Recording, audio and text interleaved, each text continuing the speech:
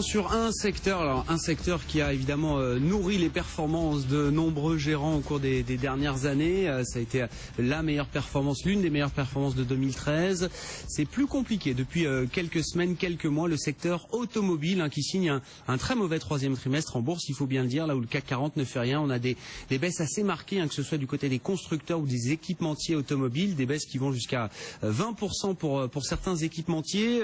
On le voit encore aujourd'hui, on a eu ce profit warning de Ford hier soir qui a accru la pression sur le secteur automobile, notamment en Europe. Toutes les valeurs sont en baisse aujourd'hui. Renault, par exemple, perd plus de 3%. Focus donc sur ce secteur avec deux habitués de l'émission. Tout d'abord, Frédéric Rosier qui est avec nous, conseiller chez Mescard Gestion Privée. Bonjour Frédéric. Bonjour. Bon, c'est vrai que le secteur auto a délivré d'excellentes performances au cours des dernières années. Il y a eu un rebond très marqué de ce secteur en bourse. Là, on a complètement calé, on peut le dire, depuis le début de l'été.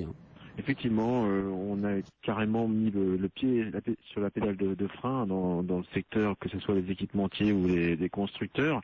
Alors, plusieurs raisons à ça. La première, on va dire, plutôt technique. Quand on voit des progressions de l'ordre de 100, 200, 300% sur 2 ans sur les équipementiers, il est évident qu'on doit consommer un peu cette hausse. Il faut bien savoir, on était la plupart du temps dans des stratégies de recovery dans l'ensemble du secteur. Maintenant, il va falloir chercher la croissance. Donc la croissance, elle est là, elle est forte dans le domaine automobile. On est dans une croissance de l'ordre de 4-5%. Avec une dynamique chinoise de plus en plus, qui représente un quart du marché. Maintenant, si on a des alertes à la fois sur le marché européen, notamment dans les marchés forts, que sont les marchés allemands ou français, on a un petit ralentissement sur la Chine, et ces valorisations qui deviennent un petit peu tendues, on est aujourd'hui dans le cas où on a des prises de bénéfices peut-être un petit peu plus appuyées qu'on pouvait l'imaginer. On a des valeurs qui étaient devenues vraiment chères, là vous dites, Frédéric ?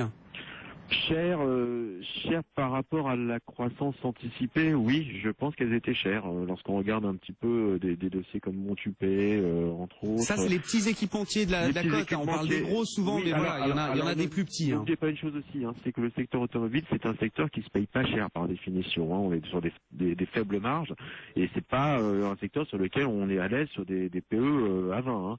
Donc il est clair qu'aujourd'hui, sur les valos actuels, c'est un petit peu tendu, avec des marchés qui également montrent des signes de faiblesse. Je parle de l'Europe de l'Est, on l'a vu notamment pour l'impact sur Renault, qui justifie plus d'avoir des PE aussi élevés. Bon, on accueille Philippe Béchade avec nous en duplex depuis la Bourse au quotidien. Bonjour Philippe.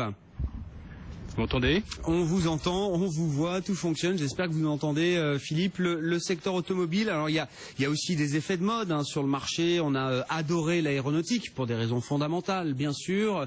On s'est tourné vers d'autres secteurs. Le secteur automobile aussi a fait partie des secteurs adorés par les gérants. Depuis 3 mois, c'est plus la même histoire. Ah oui, effectivement, après avoir été leader pratiquement toute l'année 2012-2013 et même le premier semestre 2014, après un cours pratiquement multiplié par 3, par exemple sur Renault, on a peut-être considéré qu'il y avait du potentiel sur des secteurs qu'on commençait à jauger en retard, quelques cycliques, c'est vrai, et puis surtout le gros rattrapage se fait depuis 1 ou 2 mois, essentiellement sur des poids lourds comme Sanofi ou comme sur Total, dont vraiment les thématiques ont changé. Et puis surtout, on revient aussi, naturellement, sur les valeurs dollars. Aujourd'hui, on éclate à un nouveau plafond sur l'euro-dollar à 1,26. On est plus haut qu'on n'a jamais été depuis juin 2012. Et là, franchement, on peut dire que la baisse de l'euro ne favorise pas forcément les valeurs automobiles. Pourquoi ? Parce que trop domestique aujourd'hui, Philippe ? Comme le souligne Peugeot, effectivement, la croissance se fait essentiellement en Europe et en zone euro. Et si on regarde du côté de la Chine, où là aussi Renault et Peugeot sont bien implantés maintenant, eh bien ça se fait en fait dans la devise domestique, le yuan. Donc là, pas d'avantage, on va dire, purement monétaire, pas de gain par le jeu des devises sur le marché chinois spécifiquement. Frédéric Rosier chez Mescard Gestion Privée, est-ce qu'il y a quand même une discrimination qui s'est opérée de la part des investisseurs du marché au cours de la baisse? J'ai recensé quelques performances. C'est vrai qu'il y a des Peugeot c'est moins 7% sur le trimestre, Faurecia c'est moins 8%, Plastic Omnium par exemple c'est quasiment moins 20%. Donc il y a quand même des écarts qui se sont creusés aussi dans cette phase de sous-performance du secteur automobile. À la hauteur des hausses qu'on a connues sur ces précédemment. Lorsqu'on voit la performance de Plastic Omnium, c'est pas étonnant d'avoir ce style de correction. Alors discrimination oui et non. Lorsqu'on voit des Volkswagen qui aujourd'hui qui s'installent comme leader mondial de l'automobile perdent de l'ordre de 20% sur les points hauts. Qui baisse quasiment de la même manière qu'un Peugeot qui est pas forcément en grande forme.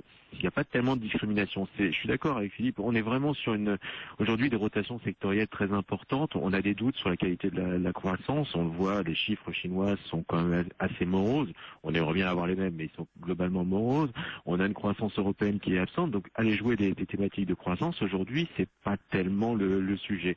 Donc on a un rapatriement du cash aujourd'hui sur des valeurs un peu plus blue chip. On voit des Sanofi, des Total, notamment récupérer un peu tout le flux des liquidités. On a besoin quelque part de s'abriter avec de la visibilité, chose qu'on n'a pas forcément aujourd'hui dans le secteur automobile. Bon Philippe, effectivement le marché est souvent comme ça, un peu binaire, j'aime pas. Aujourd'hui l'automobile c'est plutôt j'aime pas. Est-ce qu'il y a des dossiers qui sont jetés, j'allais dire, avec les autres alors qu'ils ne le méritent pas forcément, ou à l'inverse, est-ce qu'il y a des dossiers là vraiment sur lesquels il faut être à l'écart et pour lesquels la forte correction pourrait être justifiée?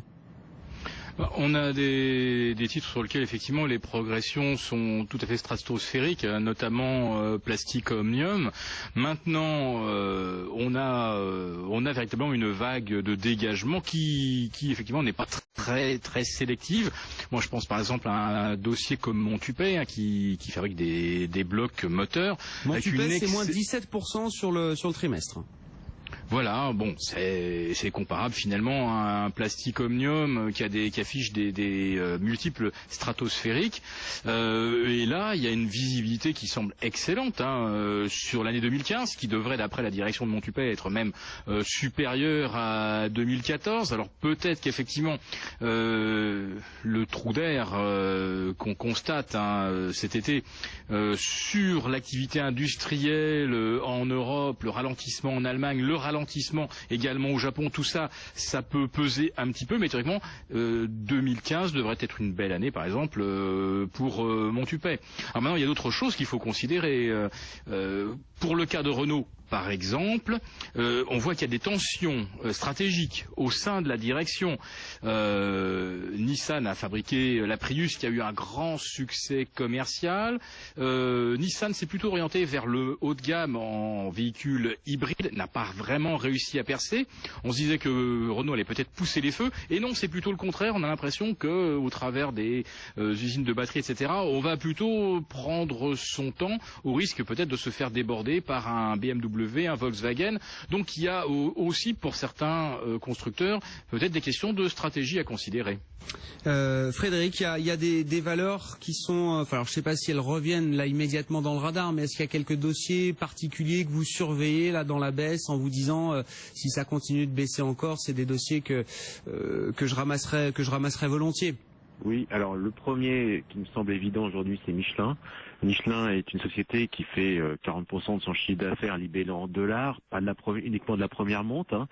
On est sur une sanction quand même aujourd'hui d'ampleur par rapport à la petite alerte sur les ventes qui était vraiment un ajustement qui ne méritait pas cette sanction relativement importante. Donc aujourd'hui, Michelin nous semble plutôt bon marché. Alors peut-être qu'il y a un petit potentiel de baisse, mais peut-être pas énorme non plus par rapport au niveau actuel.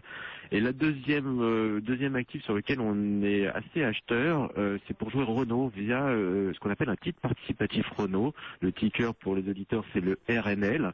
C'est tout simplement un titre hybride qui permet de jouer la qualité des résultats de Renault avec un revenu qui est relativement important. On est sur des dividendes supérieurs à 5% avec une hypothèse de rachat par la société de ce titre participatif. Oui, donc il y a du rendement et puis il y a la spéculation autour d'un rachat du titre par l'entreprise. Donc ça lui donne une petite prime, j'imagine. Tout à fait. C'est un titre qui est monté au-delà des 1000 euros. Aujourd'hui, il vaut 440. Effet spéculatif à la fois sur la qualité des résultats. Il y a une partie variable qui est indexée à la qualité du chiffre d'affaires et une partie taux fixe. Et l'autre partie, bien sûr, c'est si on intègre Nissan à terme dans les résultats de Renault, on a un effet booster sur le rendement de ce produit. Philippe, votre sentiment, vous, sur l'avenir du secteur auto en bourse, là, à horizon de quelques trimestres? Est-ce que ça peut rester dead money, comme on dit? Est-ce que ça peut rester vraiment comme ça, au plancher, au tapis? Ou est-ce que forcément, à un moment, là, il y aura un retour en grâce auprès des investisseurs? Les rotations vont très vite quand même en ce moment sur le marché. Ça va vite. On part, comme on le disait en préambule, d'un mouvement de hausse qui a duré pas loin de 30 mois. Donc on en est à 4 mois de consolidation. On peut craindre que le mouvement n'aille jusqu'à la fin de l'année au moins, avec, c'est vrai, certainement des petits rebonds techniques intermédiaires. Mais si l'on se place du point de vue du chartiste, en termes de rythme et de mégacycle, on n'a probablement pas fini de consolider. En plus de ça, on voit aux États-Unis, par exemple, un Ford avertir sur ses perspectives de vente d'ici la fin de l'année. Alors que jusqu'à présent, tout allait bien. On avait notamment une demande de crédit automobile qui était très très forte. Et puis quand on creuse un petit peu, on s'aperçoit que finalement les principales demandes émanent des concessionnaires eux-mêmes. Pourquoi? Parce que en rentrant des véhicules, ça leur permet de toucher des primes, etc. Donc on a effectivement pas mal de véhicules qui, à leur style d'usine, trouvent preneur, mais l'acheteur final, lui, sera-t-il vraiment au rendez-vous? Je pense que Ford commence à se poser la question, par exemple. Ford qui va enregistrer des pertes de plus d'1 milliard de dollars sur ses activités européennes, c'est ce qui a été annoncé hier par le groupe américain, et ça jette, en tout cas ça accroît encore le froid qu'il y avait déjà sur ce secteur automobile depuis quelques mois maintenant. Merci beaucoup messieurs, merci d'avoir été avec nous. Philippe Béchade en duplex vidéo depuis la Bourse au quotidien, et Frédéric Rosier, conseiller chez Mescart Gestion Privée. Frédéric, on vous retrouvera d'ailleurs pour le